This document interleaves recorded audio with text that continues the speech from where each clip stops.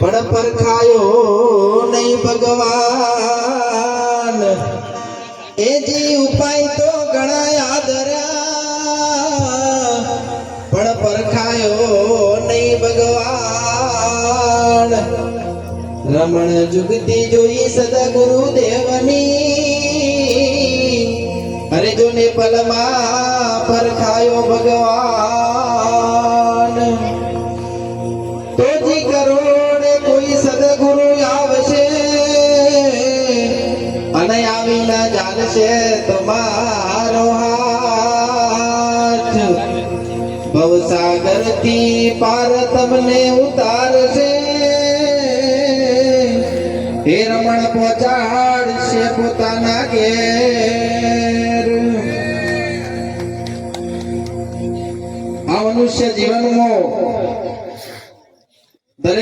દરેકની ઈચ્છા હોય કે હું પરમાત્માને જોડી લઉં અને પરમાત્માને જોડવાની કે ભગવાનને જાણવાની આપણી જે ઈચ્છા હોય એ આપણા પરિવારથી શરૂ થાય જો આપણા માતા પિતા વિવેકી સંસ્કારી હોય તો આપણો નાનપણથી જ આપણો ભક્તિનો વૈરાગ લાવે ગમે તે ભક્તિ કરતા હોય આપણે રામની કરતા હોય કૃષ્ણની કરતા હોય અને દરેકની ભક્તિ કરવી જ જોઈએ કારણ કે આપણી શરૂઆત જ ત્યાંથી થયેલી છે એટલે કોઈનો આપણે નિષેધ કરવાનો નહીં જે પહેલું પગથિયું છે કોઈ દિવસ ભૂલાય નહીં પણ બીજું પગથિયું જવું હોય તો પહેલા પગથિયાને પકડી રખાય નહીં પહેલું પગથિયું બીજા પગથિયે આપણે જવું હોય તો પહેલા પગથિયે પગ લેવો જ પડે બીજા પગથિયે જવાય નહીં એટલે પહેલા પગથિયે બીજા પગથિયામાં આપણે જવાનું છે પણ ધીમે ધીમે અને એટલી બધી ધીમે ધીમે નહીં કે આપણી ઉંમર 100 વર્ષ થઈ દોડવાના રહી જઈએ એટલી બધી ધીમે ધીમે નહીં એટલે આપણી જ્યારથી શરૂઆત થાય ત્યારથી આપણા પરિવારમાંથી આપણો ભગવાન પરમાત્માને જોડવાની આપણને બહુ ઈચ્છા હોય કારણ કે આપણા પરિવારમાં એવા સંસ્કારો છે કે આપણે પરમાત્મા જોડી લઈએ પણ આ ટૂંકા જીવનમાં આપણો ઉપાય બહુ આદર્યા જે નતું કરવાનું એ બી કરી નાખ્યું જે હમણાં સંતો મહાપુરુષે કહ્યું કે ભાઈ ભૂખ્યા રહ્યા ચાલતા ગયા અપ્પા કર્યા જટાવતારી જંગલમાં જત કર્યા આ બધું કર્યું આ બધા શું કર્યા પરમાત્માને જોડવાના ઉપાય જ કર્યા છે પણ આનાથી હજુ આપણે પરમાત્મા પરખાયો નહીં બધા પહેલાના સંતો કહેતા કે આવું બધું કરવાથી પરમાત્મા પરખાય છે પણ આપણે આ બધું કરી તો ખરું પણ આપણને હજુ પરખાયો નહીં તો કે હવે શું કરવું તો કે હવે થોડા આપણે સાઈડ બદલી લે જે ચાલતું તે અમર ના પકડાય તો શું કરવું પડે થોડું રસ્તો બદલવો પડે તો કે શું કર્યું તો કે જુગતી જોઈ સદગુરુ દેવની શું કરવું પડે તો કે એટલું બધું કર્યું પણ એનાથી પરમાત્મા આપણને પરખાયો નહીં હવે આપણે જઈએ સદગુરુ ના જોડે સદગુરુ બધાનો અંત લાવી દે સંત લાવે દરેકનો અંત સદગુરુ જોડે જા અને સદગુરુ જોડે જુગતી સમજ્યા અને એક ઈશારામાં તમારો પલવારનો એક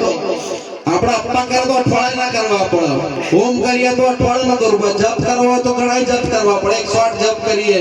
પણ સદગુરુ જોડે જો તો આ જપમાં વાર લાગે એટલી વાર લાગે એવી નહીં પલ મોત તમને પ્રત્યક્ષ જેમ આપણે લાઈટ કરીએ અને તરત જ અંધારું જતું રહે એમ સદગુરુ જોડે જઈએ એટલે આપણે પલમાં પોતાની સ્વરૂપની ઓળખાણ થઈ જાય આવો સદગુરુનો મહિમા છે એટલે આ મનુષ્ય જીવનમાં સદગુરુનું શરણ સેવવું એ બહુ મહત્વનું છે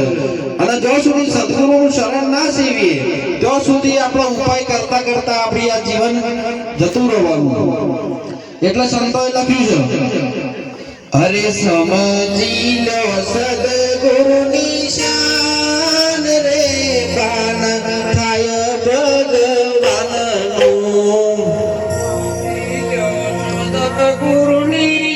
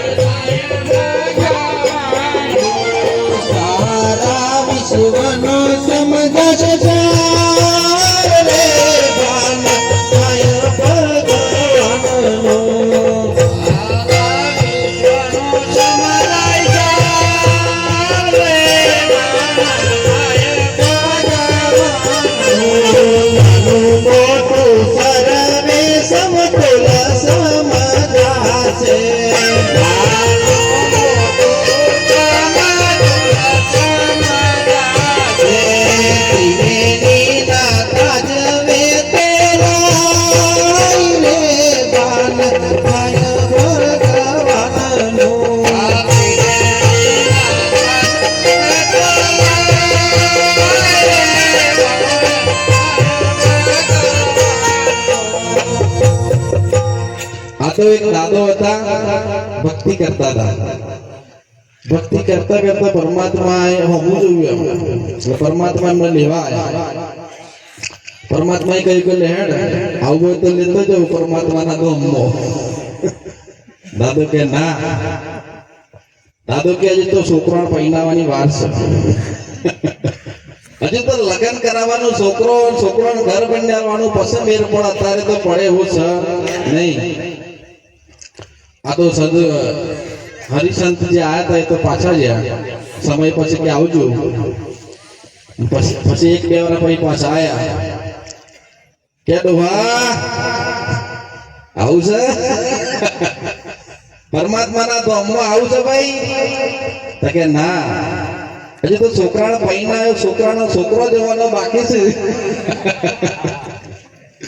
છોકરાના છોકરો જોવું પછી એનો મેર પડે. કે ડોહા ભગવાન ભજ? તો કે ના ભજું. ડોહા ભગવાન ભજ? તો કે હજુ ટાઈમ નહીં, હજુ તો બહુ કોમ છે. આ તો જ્યાં ભાઈ સંત ફરી એક બે વર્ષ પાછા આયા પાછા પણ દાદાનો ફોટો જોયો.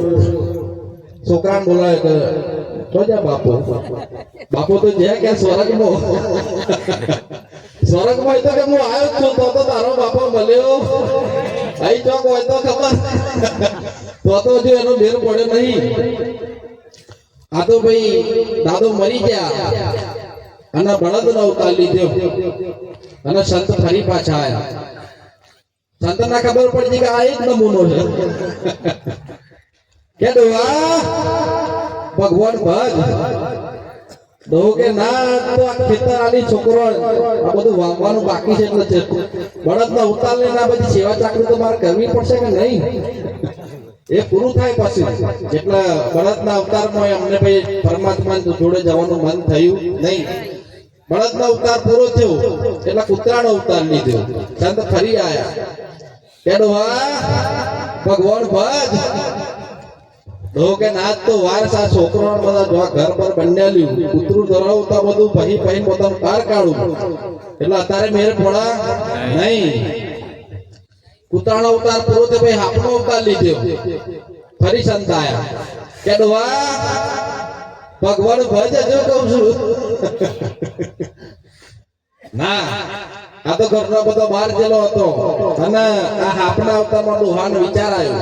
કે લાઈને મારા છોકરાઓનો હું થોડો વાલ કરી લઉં. વાલ કરવા જા પણ આ તો હાપ હતા, તેનો વાલ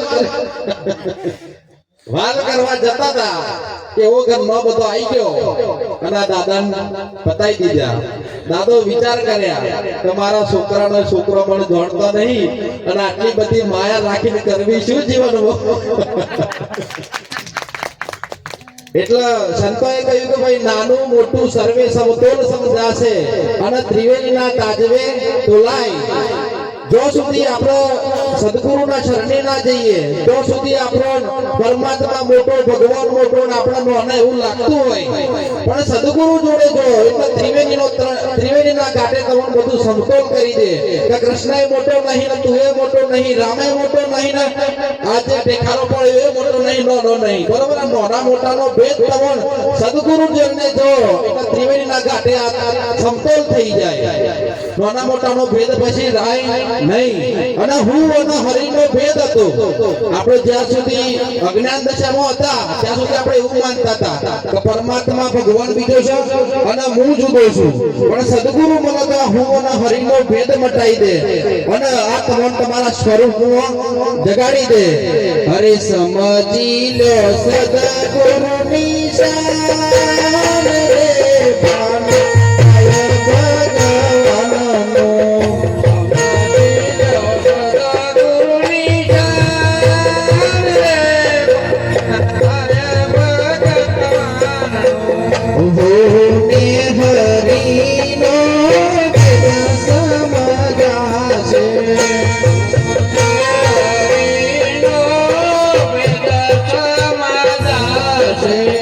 હું ને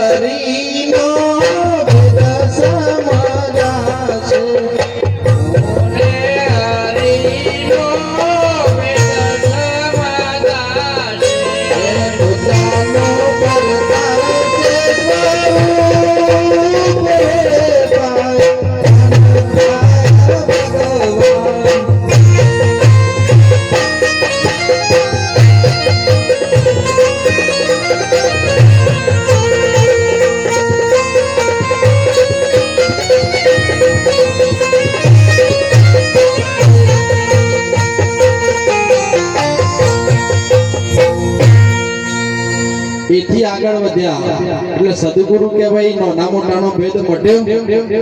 તો કે હા હવે તો કે બધું સમતોલ દેખાય છે તો કે આનાથી ઉપર જવું છે તો કે હા તો કે હવે તને બધું સમતોલ દેખાતું હોય તો તને દરેકમાં પરમાત્મા દેખાવું દેખાય છે તો કે ના નહીં દેખાતો બધું સમતોલ દેખાય છે પણ પરમાત્મા દેખાતો નહીં જો જોવું તો ઘાટ બધા જુદા જુદા દેખાય છે અને બધા નામ રૂપ બધા અલગ અલગ દેખાય છે પણ આ સમતોલ દેખાય છે પણ પરમાત્મા દેખાતું નહીં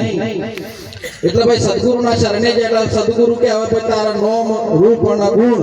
ઓનાથી તારા આગળ જવું પડશે તો જવું પડશે નામ રૂપ ગુણથી આગળ જવું પડશે અને આગળ જઈ તો તને તારા સ્વરૂપનું ભાન થશે દરેક આ વિશ્વમાં દરેક વસ્તુનું નામ રૂપ અને ગુણ છે અને આનાથી આપણે ઉપર ઉઠે એટલે તારા તમારા પોતાના સ્વરૂપનું ભાન થાય અને પછી સદગુરુ કે ભાઈ હવે જો આનાથી આગળ જો તને હજુ ના સમજાતું હોય એક છેલ્લો ઉપાય છે કે તન મન ધન તું સમર્પિત કરી દે અને જો તને તારા સ્વરૂપનું ભાન ના થાય તો કેજે એટલે સદગુરુના શરણે આપણે તન મન ધન સમર્પિત કરીએ અને પછી જે સ્વરૂપ જે શેષ વધે એને સદગુરુની શાન કહેવાય જે સદગુરુની શાન સમજ્યા એ આગળ તર્યા અને જે ના સમજે એવા ને એવા રહ્યા બરોબર આટલું કરી મારી વાણી વિરામ આપું બોલો સદગુરુ મહારાજની જય